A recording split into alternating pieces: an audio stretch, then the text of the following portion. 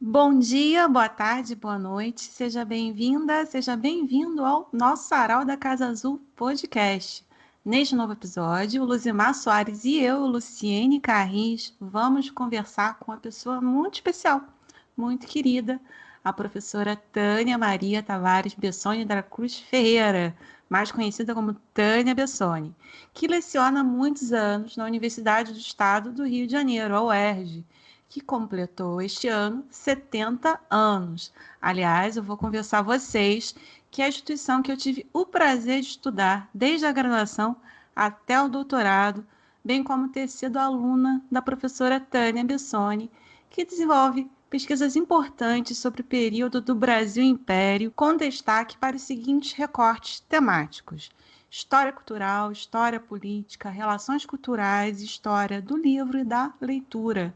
Além disso, ela é autora de muitos artigos, capítulos e livros, como Imprensa, Livros e Política nos 800, publicado em 2018. Querida professora, gostaríamos de agradecer a sua gentileza em participar nesse episódio do nosso podcast, que se dedica a divulgar o conhecimento para um público não só acadêmico, mas para todos aqueles interessados sobre história, cultura, política, direitos humanos e por aí vai. Então, professora, você poderia nos falar um pouquinho sobre a sua formação? Sabemos que você se formou em 1973, durante o auge da ditadura militar. Tempos depois, concluiu o mestrado na UF, em 1983, e o doutorado na USP, em 1994. Poderia também nos dizer como se deu esse seu interesse pelos temas relacionados ao Brasil Império? Obrigada, Luciene, obrigada, Luzimar, pelo convite. Eu estou muito feliz de estar aqui dividindo com vocês esse podcast. É o primeiro que eu gravo, olha só que importante. Fico muito feliz também por você, como minha ex-aluna, ter se lembrado de me convidar. Agradeço demais. Realmente eu fiz o curso no IFIC, entrei em 69 na faculdade, 1969, um ano pesado. E nesse ano que eu entrei na universidade, ela funcionava ali na Marquês de Olinda, num prédio que era a Embaixada da Itália, porque durante o período da guerra, o governo brasileiro tinha se apropriado por razões de Estado, né? Como a Itália era inimiga, né? Muitos prédios do governo italiano tinham ficado sob os cuidados do Estado e aquela residência era a residência do cônsul. E nós ficamos ali na Marquês de Olinda, adaptado para os cursos de História, Filosofia e Ciências Sociais. Nós funcionávamos em conjunto. E foi um ano difícil. No meio do ano, a faculdade fechou. Muitos alunos foram presos lá dentro mesmo. Houve uma luta muito grande das pessoas que estavam lá tendo aula para fugir. Alguns alunos foram presos antes. Nós tivemos professores caçados, perderam o seu vínculo com a faculdade e tudo mais. E ficamos um tempo sem aulas. Depois mudamos, o IFIX mudou para o Largo São Francisco. E nós fomos estudar lá em péssimas condições, porque a biblioteca foi deslocada de uma maneira inadequada e nós ficamos sem acesso à biblioteca porque não estava organizada ainda. Enfim, usávamos muito a Biblioteca Nacional para estudar, usávamos o Real Gabinete Português de Leitura para estudar. Houve um momento entre essa época que a faculdade ficou fechada até a abertura lá no Largo São Francisco, que minha casa foi invadida, por exemplo, por dois carros Opalas brancos com chapas sequenciais, pararam na porta do meu prédio. Meu prédio era baixinho, eu estava na janela por acaso, e aqueles homens saíram de dentro dos carros e entraram no meu prédio, bateram na minha porta. Eu estava com meus irmãos eram pequenos, minha mãe tinha saído com os meus irmãos menores, e tinha uma empregada, eu, que sou a mais velha dos irmãos, nós somos 5, e o meu irmão, que tinha chegado do Pedro II, dormindo no quarto. A minha outra irmã era pequena ainda, brincando no outro quarto. E eles chegaram com armas e entraram. Eu ainda fiquei falando assim: vocês têm mandato? Qualquer coisa assim. O cara me ameaçou sentada no sofá, ficou me vigiando, e eles mexeram em todos os livros, porque havia uma denúncia que a minha casa era um aparelho. Então, mas não encontraram nada disso, porque eles mexeram nos livros que estavam no quarto, no meu quarto, no quarto dos meus irmãos. E eles não foram ao quarto de empregada. Então, lá que estava a biblioteca maior e tinha livro. A minha mãe até me obrigou depois a jogar uns livros fora, foi um horror, foi uma briga. Mas, enfim, esse episódio, para vocês entenderem como era um período tenso e como nós estávamos sob vigilância e vários professores foram, Maria da Linhares, o professor Guido Holanda, enfim, o Werneck, vários professores perderam seus cargos, né? E depois foram readmitidos, né? Mas, enfim, nesse momento não. E nós tivemos um momento difícil, porque o nosso diretor era aquele famigerado Emildo Viana. Foi o que elaborou a lista para retirar os professores. Então, essa foi uma fase difícil na nossa formatura.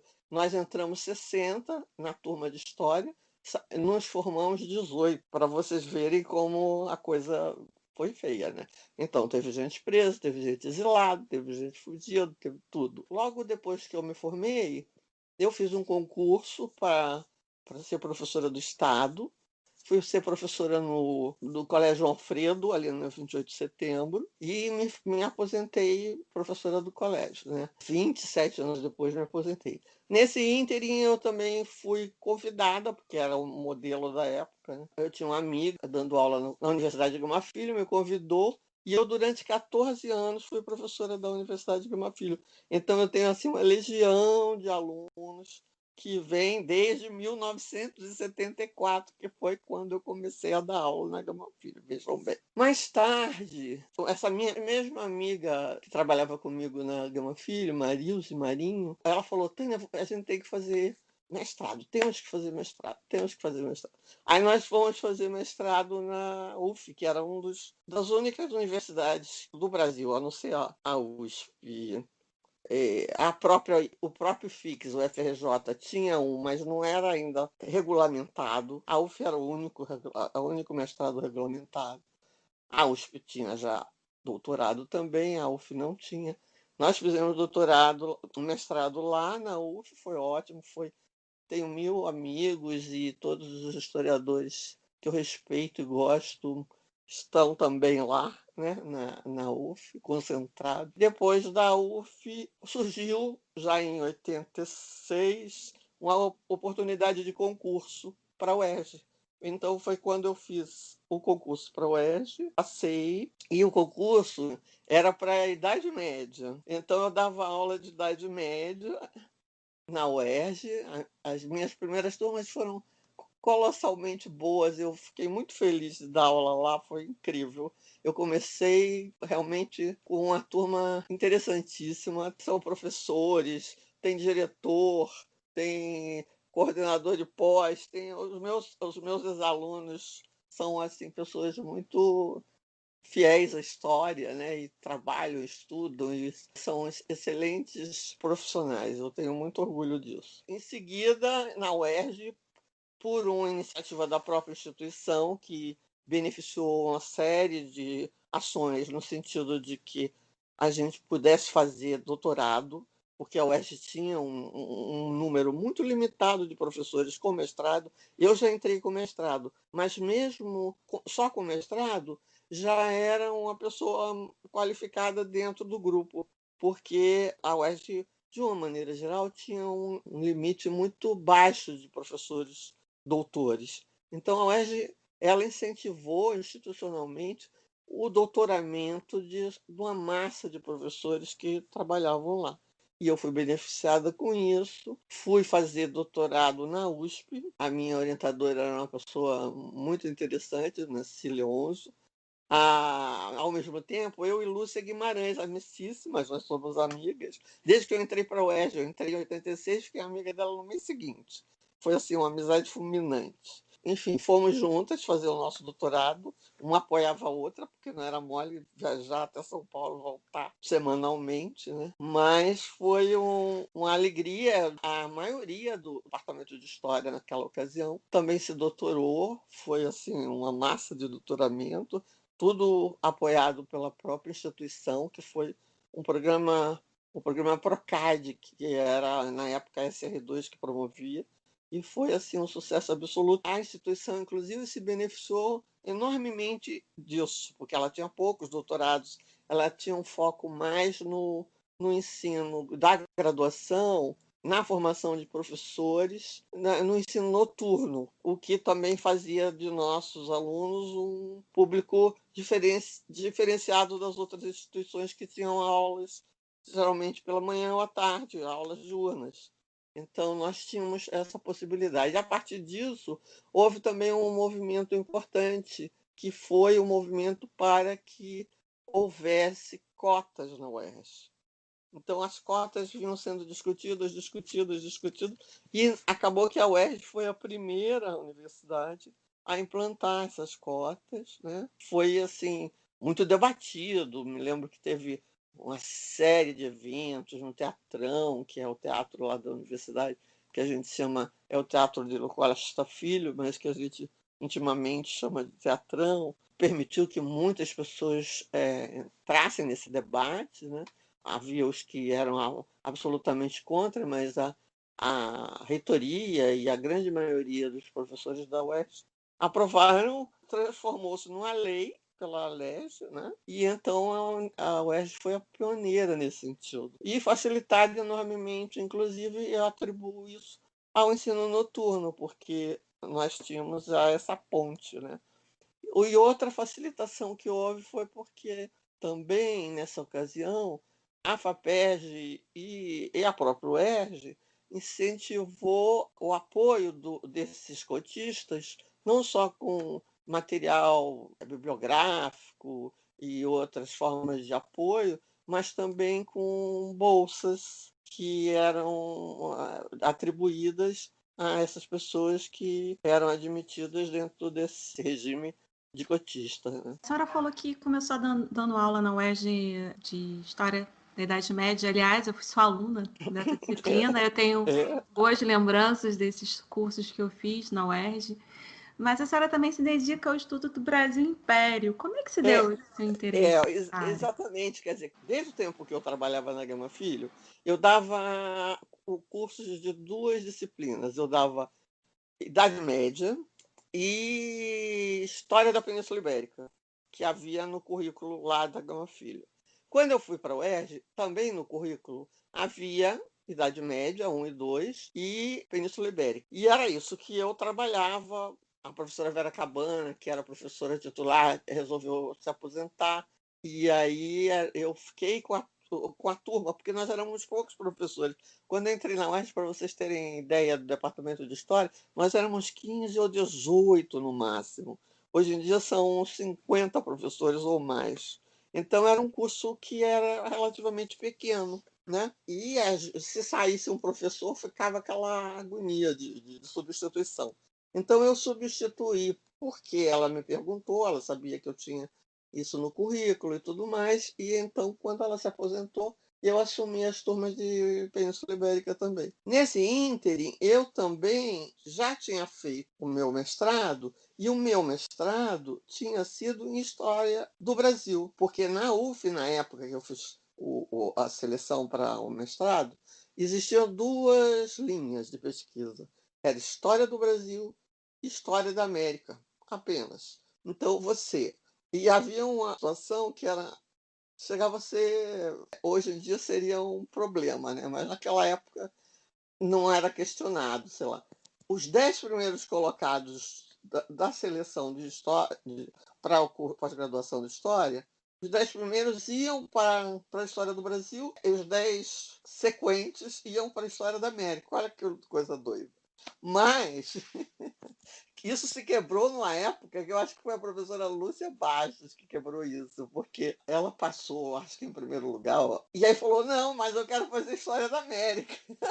Aí, barata boa, né? Aí ela foi fazer História da América, mesmo tendo passado no primeiro lugar. Então, essa questão até foi depois suplantada.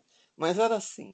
E então eu fiz História do Brasil, tive excelentes professores, excelentes. E no curso de História da pós-graduação, como ainda era uma pós-graduação muito recente, muito verdinha, né? Se convocava muitos professores do exterior. Então, nós tínhamos professores canadenses, nós tínhamos professores americanos, nós tínhamos professores franceses, nós tínhamos professores ingleses, nós tínhamos professores das mais diversas formações brasilianistas, né? E que vieram para cá. O meu primeiro orientador, inclusive, que depois voltou para os Estados Unidos, era Ron Seckler, era um historiador de história do Brasil século XIX. Mas o meu recorte ligando história do Brasil e história do livro da leitura se deu num desses cursos que eu fiz, que era a Mademoiselle Adeline Domar, uma historiadora, aluna do Labrousse, que é também um historiador muito importante, né, francês. Ela veio dar um curso e o curso dela era concentrado, porque ela só tinha 2 meses para dar o curso. Então a gente tinha uma carga horária assim brutal para completar as horas necessárias e o curso ser dado em 2 meses, né? Foi um curso mais restrito, por quê? Porque ela só falava francês. Então o curso foi todo em francês. E aí as pessoas tinham que dominar francês para assistir a aula, anotar, estudar e tal. E por algum motivo de decisão da professora, de alguns professores da direção do mestrado, a professora Edil me pediu essa gentileza, eu fiquei como responsável pelo deslocamento da professora Adeline Domar, porque é a primeira vez que ela vinha ao Brasil, ficou hospedada em Niterói, então ela tinha algumas dificuldades de fazer as coisas, só falava francês, era meio tímida. Então, eu fiquei muito presente no dia a dia dela. Ela adorava churrasco, meu marido também gostava. Então, a gente levou ela a um monte de churrascaria, ela ficava fascinada com as carnes daqui e tal. E passeávamos e tal. Mas durante a semana, eu ia com ela a alguns lugares que ela queria conhecer, né? Então, eu fui ao Instituto Histórico, levei à Biblioteca Nacional, fui ao Arquivo Nacional com ela. Nesse momento, eu já pesquisava para mim, o meu mestrado, eu fiz uma dissertação sobre prosopografia, uma biografia coletiva dos advogados e médicos para, enfim, estudar o perfil deles e tudo mais. E aí mostrei para ela, isso através de inventários, eu tinha um levantamento de inventários colossal para fazer. Naquele tempo dava para fazer, porque você podia ir para o Arquivo Nacional, que era ainda do outro lado da rua, naquele prédio bem decadente que tem. O arquivo só futuramente mudou para o prédio onde ele hoje funciona, né? Ali onde era a Casa da Moeda. E ela viu as minhas fontes, eu mostrei para ela como estava pesquisando e tal. E ela, ao ler os inventários comigo, porque ela lia em português, mas ela não falava. E ela falou, Tânia, olha só como tem livros nesses inventários. É uma possibilidade e tal. E o curso dela apontava para essas questões que depois o Daniel Roche, que também é um historiador francês, aprofundou naquele livro La Ville de Paris, que ele vai falar sobre pequenas bibliotecas que as mulheres tinham e que alguns empregados locais também guardavam. Então ela me chamou a atenção para isso e eu comecei a ficar pensando nessa questão. Quer dizer, aquela fonte que eu estava estudando com outro recorte poderia ter um novo recorte interessante, né? E daí eu comecei a ler sobre isso. Foi um tempo em que essa linha de pesquisa começou a se definir de uma maneira mais sistemática do Brasil. Já tinha várias produções importantes no mundo, né? Mas, enfim, a coisa demorava um pouco de chegar aqui. E aí eu tive uma outra oportunidade que quem me influenciou foi o Guilherme Paulo Pereira das Neves, o marido da professora Lúcia. Nós fomos selecionados para apresentar um trabalho no bicentenário da Revolução Francesa em Paris, o que foi uma experiência assim inesquecível, maravilhosa. Evento de 15 dias, não foi evento nem de uma semana, foi de 15 dias, para dar conta de todo mundo, porque todo mundo que mandou e foi aprovado um tema que dizia respeito à Revolução Francesa ou ao iluminismo ou qualquer coisa parecida era aprovado por aí, né? Quer dizer, lógico que nem todos foram aprovados, alguns foram aprovados, outros não. Mas, enfim, o tema era esse. E aí o Guilherme falou, por que você não fala das bibliotecas? Eu me lembro dele falar isso para mim. E eu falei, boa ideia, vou falar sobre as bibliotecas. E daí o meu recorte foi esse mesmo. Eu falei das bibliotecas arrestadas, né? Entre os séculos XVIII e XIX, inicial, e falei dos temas, da presença de livros importantes, porque havia uma tradição de estudos que se vinculavam por exemplo, a viajantes. E aí os viajantes diziam, e isso era repetido muitas vezes, que no Brasil ninguém lia, não tinha livro, só tinha os livros nos conventos, enfim, uma série de... Todos os estudos que a gente começou a aprofundar demonstravam, inclusive os inventários que eu tinha visto com a professora Adeline Loma, que não era assim. Havia muitas bibliotecas particulares, muitos livros, muitas pessoas que amealhavam obras e tal, e que tinham um interesse em leituras diversificadas, políticas. E daí, então, eu fui nessa linha. Me lembro da minha apresentação lá em Paris. Fiquei estudando francês, porque o meu francês falado é horroroso. Mas, enfim, eu estudei bastante para falar razoavelmente. Me lembro que a sala da Sorbonne estava cheia, cheia, cheia. E eu tinha, na primeira fileira tinha umas pessoinhas assim que eu não me identificava, porque naquele tempo a gente não tinha tanta informação de foto das pessoas e tal. E eu usava muito nos meus cursos de Península Ibérica, eu usava muito o Pierre Vilar. E daí, depois que eu acabei a minha fala, tinha 5 apresentações, um professor do Haiti, enfim, tinha várias apresentações de vários países diferentes. E aí um homenzinho baixinho, assim, com óculos muito grosso, tal, levantou e falou assim, Pierre Vilar. E aí queria fazer uma pergunta para mim. Eu fiquei gelada. O meu ídolo estava ali fazendo uma pergunta para mim, foi assim, foi um sucesso, foi muito legal. Respondi, fiquei emocionada. Eu me lembro que meu marido estava lá no fundo assistindo, e eu falava assim, Pierre, Pierre. Ele falou, Tânia, você deu maior vexame. Mas, enfim, foi uma coisa ótima, foi uma experiência muito boa. E a partir dali eu me enveredei mais por esse estudo e estou nele desde sempre. Cada vez me apaixono mais, é muito bom, é muito legal. E espero que eu passe isso para os meus alunos. Acho que eu passo, porque eu tive um monte de orientandos que foram nessa linha de pesquisa. Enfim, me dão muita alegria, trabalhando com imprensa, trabalhando com bibliotecas, trabalhando com determinados recortes que estão dentro da história do livro, da leitura. Eu acho que essa minha paixão consigo colocar de alguma forma e, de uma forma geral, eu tenho conseguido que meus orientandos, meus alunos se entusiasmem e aprofundem esse estudo.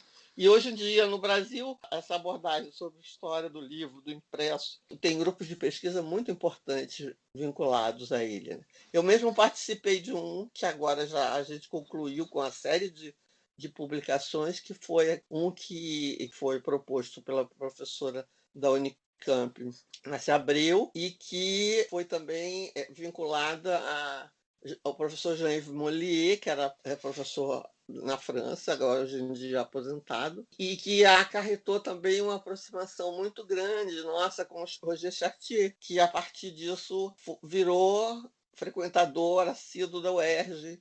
Ele deu vários cursos lá, nós estivemos com ele várias vezes, nós tivemos eventos com ele na França, em Portugal, aqui no Brasil.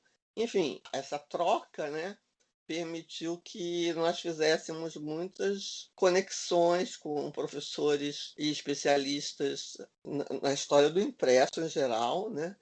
Da imprensa, do livro, das bibliotecas. E é um tipo de tema que tem uma conversa com várias outras linhas de pesquisa e com vários outros ritmos de estudo. Recentemente, durante a pandemia, eu fiz parte de uma proposta de um evento que durou alguns meses, que o Fabiano Cataldo organizou. Fabiano Cataldo foi meu orientando de doutorado e ele fez uma tese muito interessante sobre as áreas editoras, que era marcas de proveniência. Então, o professor João Luiz de Lisboa da Universidade de Lisboa participou. Vários convidados são pessoas que estão ligadas à biblioteconomia, à história, à sociologia, enfim, à antropologia. Várias pessoas que se juntaram nesse evento e foi um evento sensacional. Até a gente autorizou a gravação, né? A Fiocruz vai colocar isso a público. Então, também as pessoas que não assistiram poderão ter a oportunidade de assistir, se quiserem. Perfeito, professora. Muito prazer. A senhora já comentou aqui sobre a questão das cotas na UERJ, que foi a pioneira desse sistema no Brasil, além de ter a questão das bolsas que começaram a ser dadas para as pessoas que ingressavam nas cotas. A gente sabe que a UERJ está comemorando no ano de 2000, no meio de uma pandemia, 70 anos de existência. Como que a senhora consegue ver a importância das cotas no cenário do Brasil, né? E a importância das bolsas de estudos para que tenhamos continuidade de pesquisa? Eu acho fundamental. Eu tenho, inclusive, a impressão que o crescimento da UERJ, a qualidade dos trabalhos, a energia que ela dispõe, toda aquela superação que nós tivemos naquele período em que nós tivemos os salários cancelados e as próprias bolsas dos meninos canceladas e uma série de dificuldades que a UERJ enfrentou há poucos anos, eu atribuo a possibilidade de solução e tudo mais pelo que a gente teve de apoio da sociedade, no sentido de como a UERJ é importante para a sociedade carioca e mais por todos esses esforços que ela tem feito para aprofundar os estudos científicos, para incentivar os estudos de iniciação científica, para apoiar todos esses esforços de inserção social.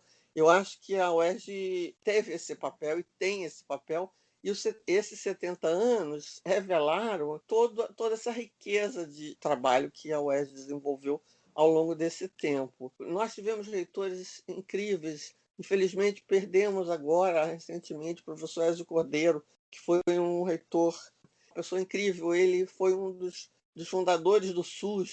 Então, a UERJ tinha um pessoal que tinha essa perspectiva, essa preocupação em inserir a universidade na sociedade e trazer a universidade para todos, no sentido de trabalhar os seus potenciais para oferecer a essas pessoas. Logo que eu cheguei na UERJ, começou um trabalho interessantíssimo da SR2, na época chamava Subreitoria de Graduação e de Pós-Graduação, da SR1 e da SR2 e da própria reitoria, que se chama, existe até hoje, o UERJ Sem Muros, que é exatamente uma dessas facetas que a UERJ tem de trabalhar para a comunidade, de se inserir na comunidade, de trazer a comunidade para dentro da universidade.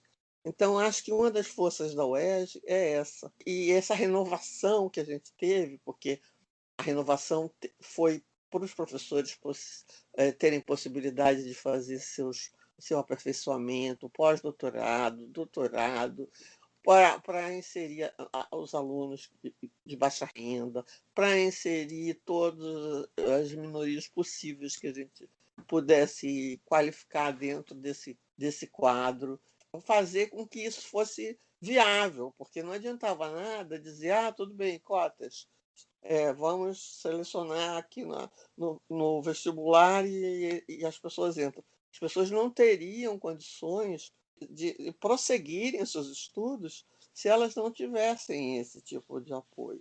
Então, acho que isso é importante para o Brasil todo, né? Tanto que as outras universidades, mesmo as que demoraram mais para tomar essa decisão, tomaram essa decisão e viram que essa decisão é a decisão necessária, importante. A UERJ, como pioneira, muitas vezes prestou até assessoria para contribuir também com as outras universidades para que esse planejamento de inserção dos alunos fosse possível. Então, isso continua, uma bandeira que a gente tem e que acredito que todos queiram preservar.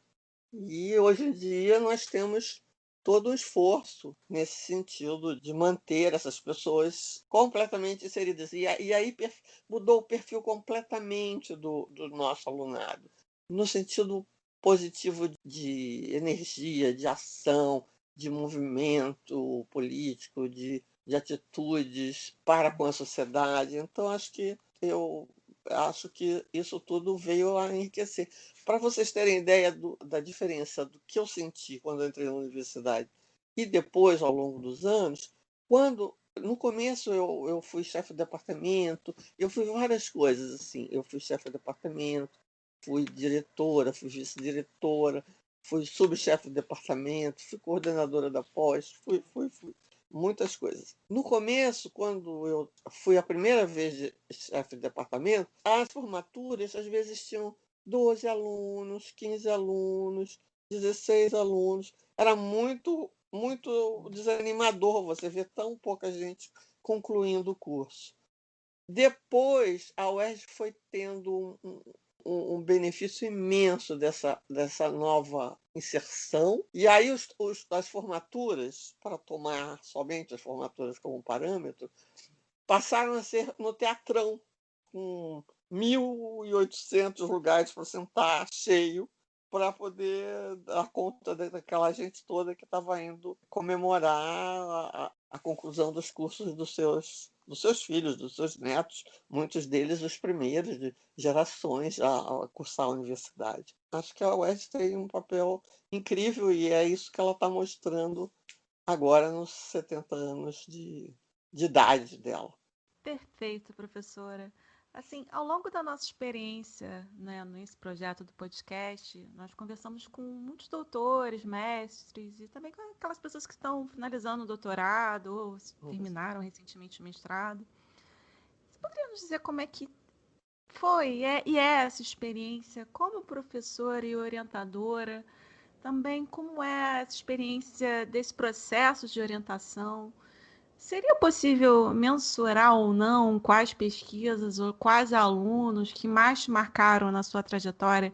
E eu gostaria de confessar que conversamos com o Antônio Carlos da Silva, que foi seu ex-orientando. Exato, que é um orientando incrível, que foi assim um sucesso absoluto o trabalho dele. Eu não conhecia Antônio Carlos, ele me foi apresentado por um outro orientando da professora Lúcia Guimarães, e aí nós começamos, e o trabalho dele com fontes completamente inéditas e com recorte da questão do local, né, do interior fluminense, é um trabalho que virou livro, né? Aliás, vários alunos meus, de uma maneira geral, tiveram essa possibilidade, né? O Rodrigo Cardoso, o próprio Fabiano Cataldo também publicou. Enfim, eu tenho vários alunos que eu meço o meu sucesso como orientador à medida que eu vejo os meus alunos em situações muito qualificadas hoje em dia e melhor qualificadas que eu, às vezes, né? E isso o João César, por exemplo, da Letras, ele fez história, ele foi um dos meus primeiros bolsistas de iniciação científica. Ele foi bolsista da professora Lúcia Bastos e também foi meu bolsista. A história dele é muito interessante. Ele era meu aluno da graduação e meu bolsista. E na época, eu estava fazendo doutorado na USP. Mas eu queria fazer, na UERJ, um curso com o professor Costa Lima, que estava dando um curso na Letras. E eu fui para esse curso, era História e Romance. Foi um curso incrível que eu fiz. Fiz extra, porque eu, na verdade, já tinha cumprido todos os meus créditos. Mas como era tão fácil, subia uma rampa, chegava lá, assistia aula, fazia o trabalho, lia e tal. No segundo ou terceiro dia que eu comentei em sala sobre o curso, ele falou: professor, a senhora pode pedir ao professor Costa Lima que eu assista esse curso? Aí eu falei: tá, vou pedir, mas sabe lá, né? Um aluno de graduação, de repente.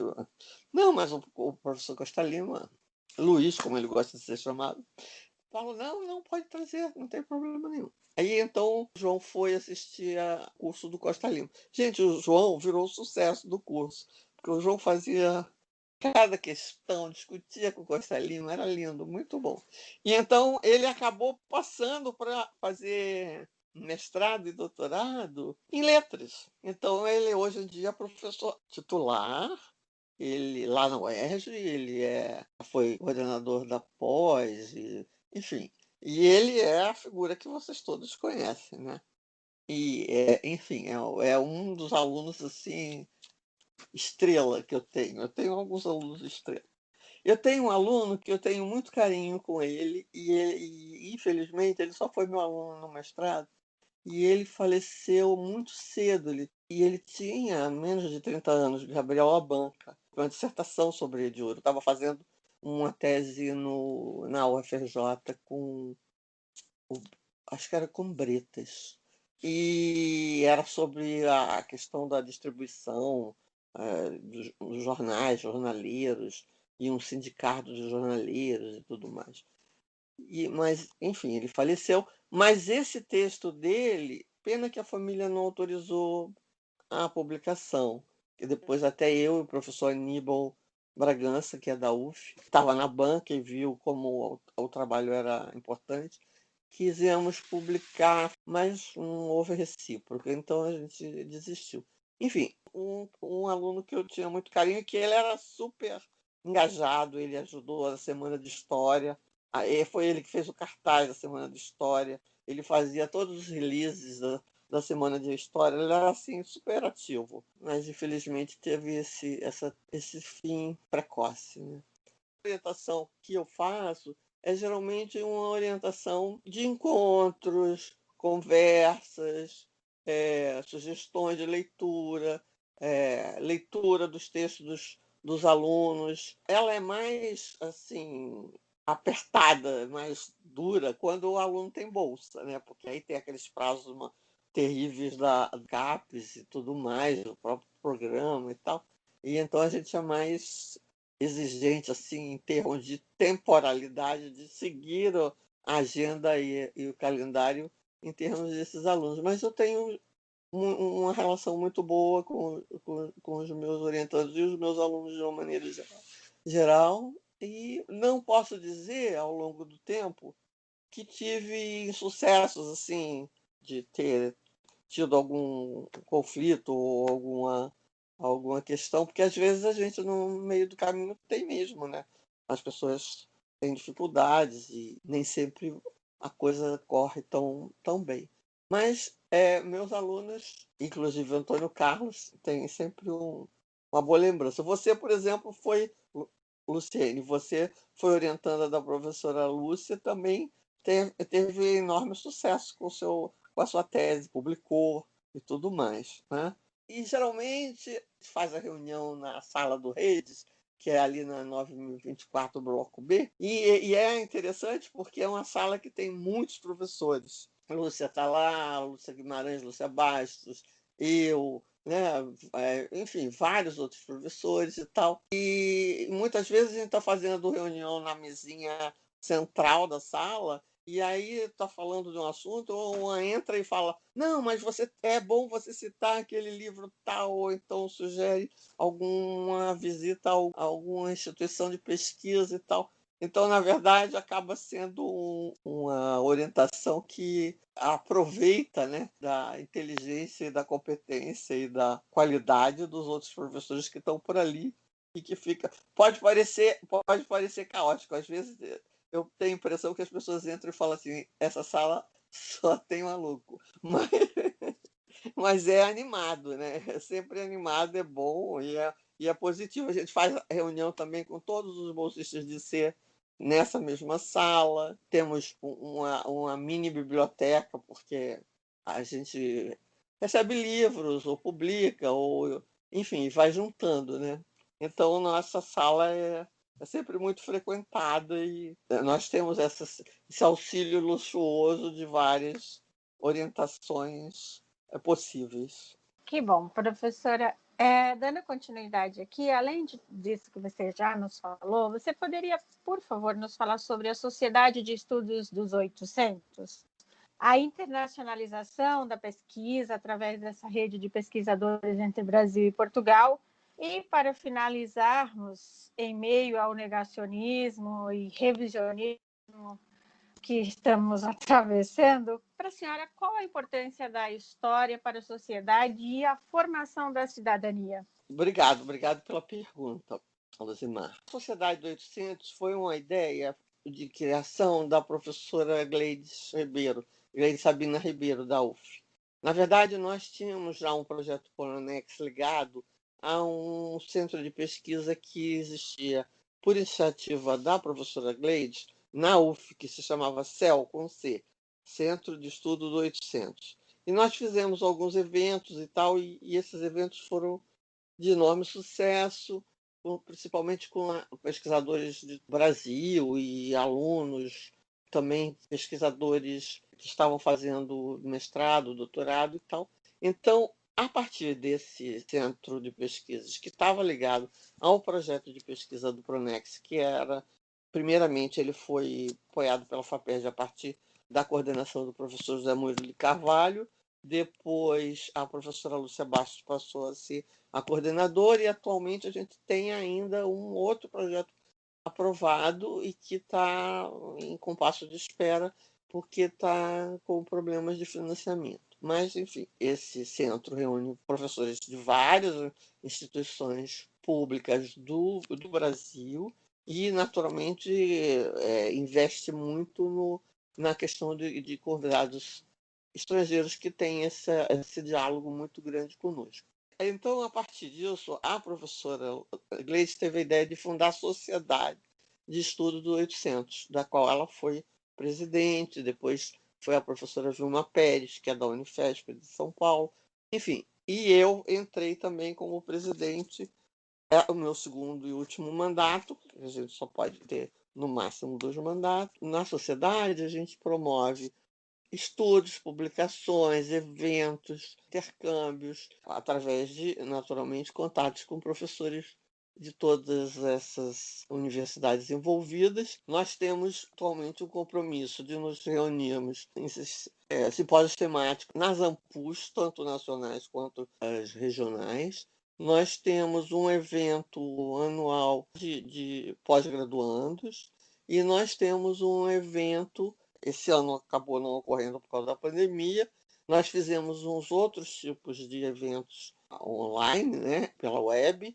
Fizemos quarentemas, que eram temas ligados à quarentena, livros, comentário de livros e tudo mais. Fizemos um evento que foi um webciclo, a primeira vez que a gente fez um webciclo, porque nós não tínhamos conseguido organizar o evento maior, e fizemos esse webciclo que foi durante todo o mês de novembro.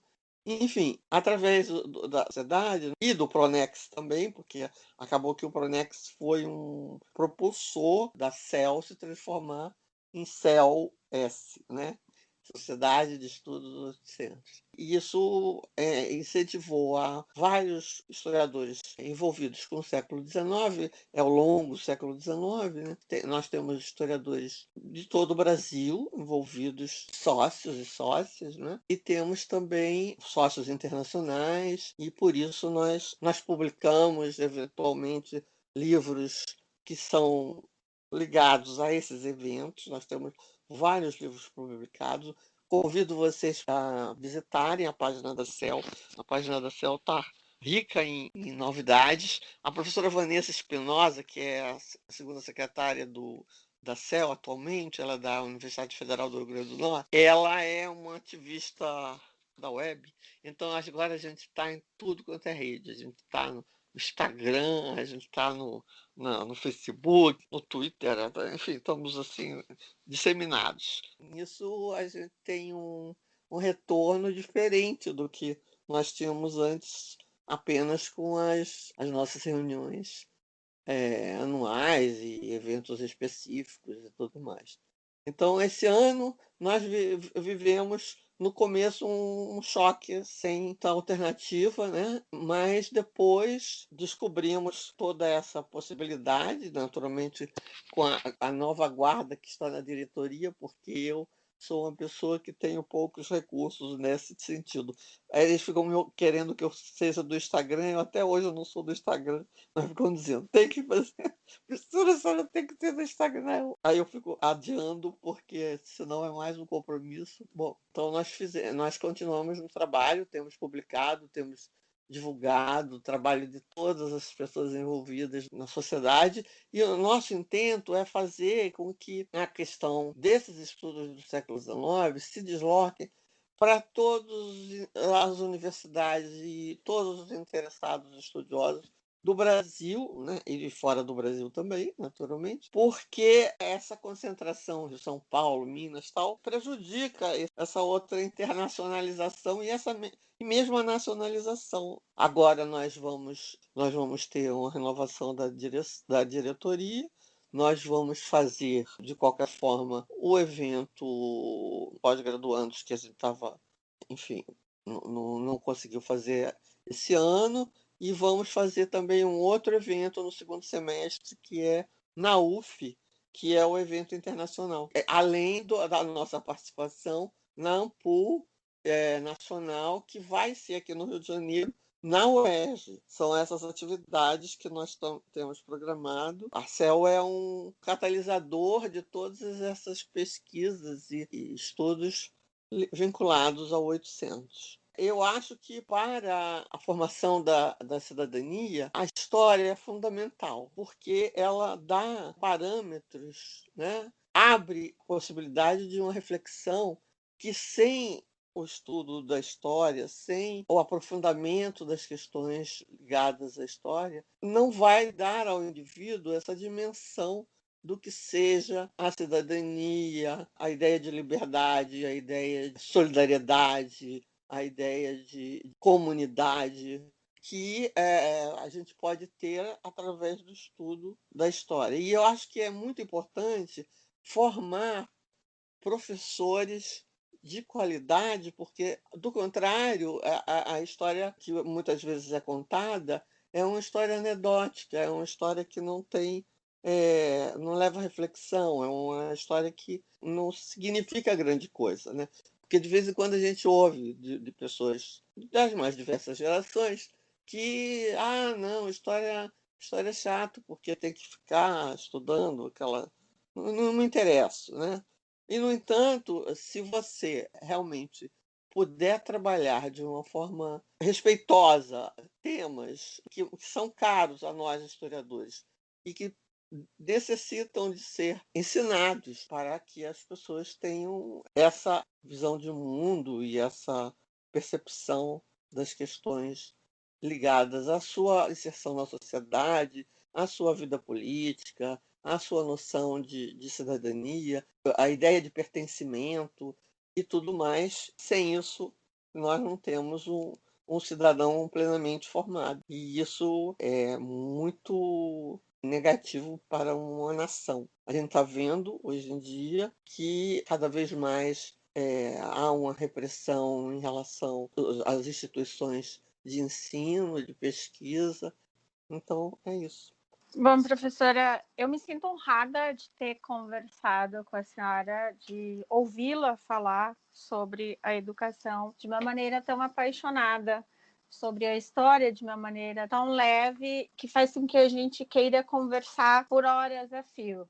Muito obrigada por seu tempo, por sua generosidade. Espero verdadeiramente poder ter a honra de conhecê-la pessoalmente. Eu peço desculpas porque eu estou aqui no iPad e ele me impediu de abrir a câmera. Então, por isso, você não me conhece, Luzimar, mas eu vou dar um jeito nisso. E Luciene pode adivinhar minhas caras e bocas quando eu falo. Gostaria de agradecer sua participação no podcast. Eu também fico muito honrada e me vem a lembrança das suas aulas, tanto na graduação como na pós-graduação, no mestrado, doutorado, que eu também fui sua aluna. E te ouvir falar tão apaixonadamente é muito bom, assim, é bom ouvir isso, porque dá um gás, assim, para as pessoas que estão se formando se tornarem bons professores, né? Isso é uma referência. E Obrigado. também ter sido aluna da professora Lúcia Bastos e da Lúcia Guimarães, que foi minha orientadora desde a graduação e iniciação científica. Eu tive uma bolsa de extensão da UERJ e ela foi minha orientadora de mestrado e doutorado. Então, a UERJ para mim foi uma grande escola. Só tenho a agradecer. Muito obrigada. Obrigado a vocês pelo convite e desculpe o mau gosto de não aparecer, mas como é um podcast, aí vocês estão ouvindo a minha voz, querida. Um Obrigado, beijo. boa tarde, um beijo. Então encerramos mais um episódio do podcast do Sarau da Casa Azul. Eu, Luciene Carriz e Luzimar Soares agradecemos a sua audiência e aguardamos você no próximo episódio. Até breve!